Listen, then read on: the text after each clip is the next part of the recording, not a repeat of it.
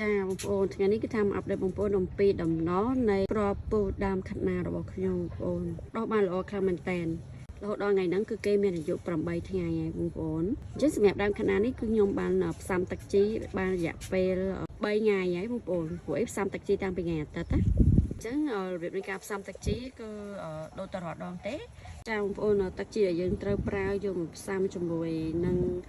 ពពួកបន្លែខាត់ណានេះគឺអ្នកនៅក្នុងវីដេអូនេះបងប្អូនខ្ញុំដាក់ជូនបងប្អូនណាហើយយើងផ្សំនេះគឺបានរយៈពេល3ថ្ងៃហើយឥឡូវគឺថាគេលូតលាស់បានល្អខ្លាំងមែនតើអញ្ចឹងមកដល់ពេលឥឡូវគឺនៅក្នុងទឹកជីអាបបេហ្នឹងរយៈពេល3ថ្ងៃហើយដើមគេល្អស្លឹកគេកប៉ាងណា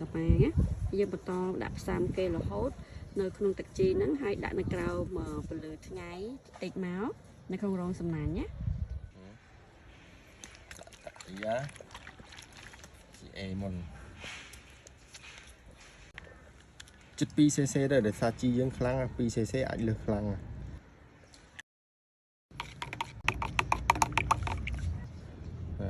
ជី B ត្រឡប់សិនណាមុនប្រើដូចគ្នា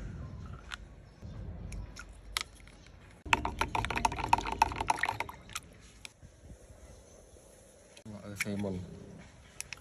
សេបជាស្វិចទៅសេម៉ូតនេះ1000អូខេគ្រាន់តែសម្រាប់ផ្សំវាអូខេ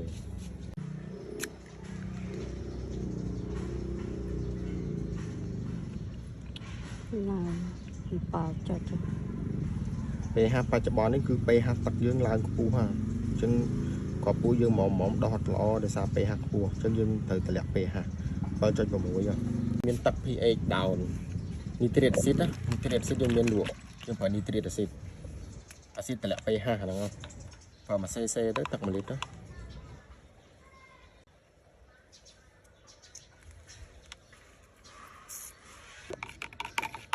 ពេលយើងតម្លាក់ pH ហើយយើងឆែកមើលធ្លាក់បំពឹងណាអញ្ចឹងពេលយើងផ្សំក្របពូជចាប់ពី 5.8 ទៅ 6.2 គឺល្អបំផុតចន្លោះហ្នឹងគឺល្អបំផុតហើយ 5.8 ទៅ 6.2 នេះ 5.9 ទៅ 6. គឺល្អចន្លោះហ្នឹងគឺល្អសម្រាប់ក្របពូជលូតលាស់ល្អខេហ្វានប៉ុណ្ណឹងចំពោះទឹកជីនេះដែរតាប្តីមិនដែរទឹកជីនេះពពួកខាត់ណាដើមវា CG ខ្លាំងណាអញ្ចឹងពេលយើងដាក់ទឹកជីយើងអាចដាក់ 2cc គឺល្អ 2cc ទឹក1លីត្រណាទឹក A 2cc B 2cc ក្នុងទឹក1លីត្រហើយយកមកចាក់មកបើវាហួតយើងលាយដដែលហើយចាក់ថែមព្រោះអានេះវា CG ខ្លាំងចាហើយកម្រិត EC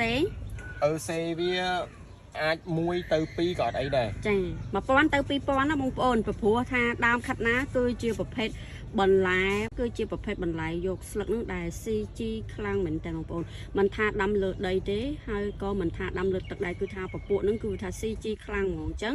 យើងត្រូវការដាក់ទឹកជីវាឲ្យច្រើនចាអញ្ចឹងEC គឺចន្លោះពី1000ទៅ2000ហើយចំណាយទឹកជីដែលយើងយកមកផ្សំនៅក្នុងដើមខាត់ណានេះចា 2cc ដាក់ចូលទៅក្នុងទឹក1លីត្រមានន័យថា GR 2cc GB 2cc ដាក់ចូលក្នុងទឹក1លីត្រកូរឲ្យសព្វវាស់ EC ចន្លោះពី1000ទៅ2000យកមកផ្សំជាមួយនឹងដើមខាត់ណានេះដើម្បីវាដុះបានល្អណាបងប្អូនចាជម្រាបសួរសួស្តីបងប្អូនទាំងគ្នាថ្ងៃនេះគឺថាអាប់ដេតបងប្អូនអំពីដំណោះនៃដើមខាត់ណារបស់ខ្ញុំចាគឺថាឥឡូវគឺគេមានអាយុ9ថ្ងៃហើយបងប្អូនអញ្ចឹងដំណោះនៃដើមខាត់ណារបស់ខ្ញុំនៅថ្ងៃនេះគឺខ្ញុំចង់បង្ហាញប្រាប់បងប្អូនអំពីចំណុចមួយចំនួនដែលពួកខ្ញុំខ្វះចន្លោះមានន័យថាយើងអាងទៅថាមានទឹកជីនៅក្នុងថាសនេះហើយយើងអត់បានមើលវាដោយសារតែខែហ្នឹងវាក្តៅខ្លាំងដែរអញ្ចឹងទៅធ្វើឲ្យទឹកជីវារីងអញ្ចឹងទៅនេះធ្វើឲ្យអាដើមតូចនេះមួយគឺវាដោះមកវារៀងក្រៀមជាងគេដោយសារវាចាក់ឫសអត់ដល់ជាមួយនឹងទឹកជីដោយសារទឹកជីយើងវាស្ទើរវានៅបាត់ជាមួយនឹងថាសដល់ពេលយើងតែនេះអាតូចនេះគឺវាដោះមកឬវាបានប្រហែលជាវាស្ទើរឬវាអត់បានចាប់ទៅដល់ក្រោមអីអញ្ចឹងធ្វើឲ្យអាតូចមួយហ្នឹងគឺថាវាក្រៀមហើយប៉ុន្តែអាផ្សេងទៀតវាអត់អីទេគឺវាដោះបានល្អអញ្ចឹងចំណុចនេះគឺខ្ញុំចង់បង្ហាញប្រាប់បងប្អូនថាចែកនៅពេលដែលបងប្អូនបន្តគ្រាប់ពូជនៅក្នុងរដូវកាលខែក្តៅនេះអ្វីដែលសំខាន់គឺត្រូវការឆៃទឹកជីហើយនឹងទឹកដែលយើងផ្សំនៅក្នុងថាសហ្នឹងឲ្យបានជារៀងរាល់ថ្ងៃណាបងប្អូនកុំភ្លេចអសោះតែយើងភ្លេចអត់បានឆៃទេគឺទឹកជីវារីងលឿនឬក៏